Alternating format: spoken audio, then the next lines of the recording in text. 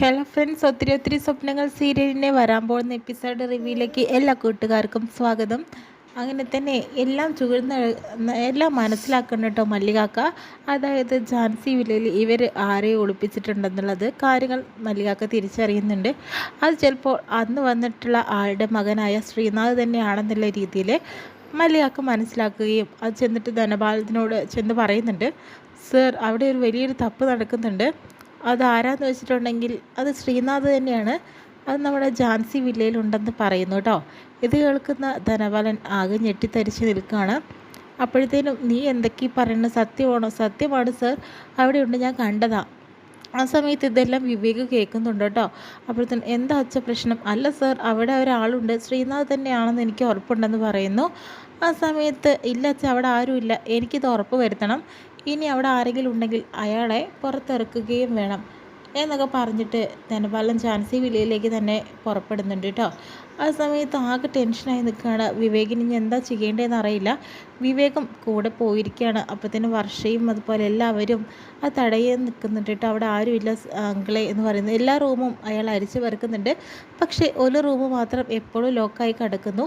ആ റൂമിൽ ആരോ ഉണ്ടെന്നുള്ളത് ധനപാലത്തിനും മനസ്സിലാകുകയാണ് കേട്ടോ. ആ സമയത്ത് എല്ലാവരും കൂടി തടയാണ്, അങ്ങോട്ടില്ല, അവിടെ ആരുമില്ല എന്നൊക്കെ പറയുന്നു.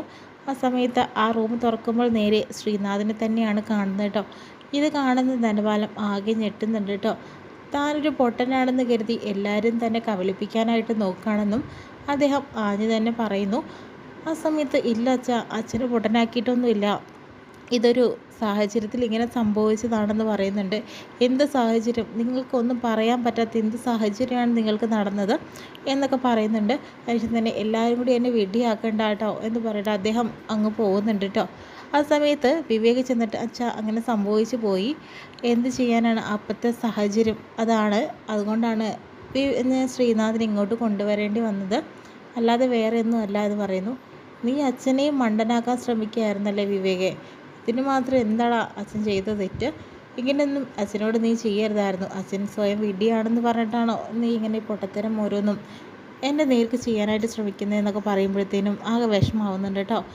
അങ്ങനെ വിവേകിനും ഇത് പറഞ്ഞു പോകുന്ന അച്ഛനെ കാണുമ്പോൾ അതിലേറെ സങ്കടമാവുന്നു.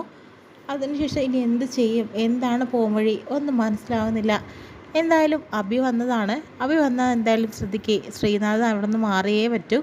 അങ്ങനെ ശ്രീനാഥ് വേറൊരു സ്ഥലത്തേക്ക് എത്രയും പെട്ടെന്ന് തന്നെ മാറും.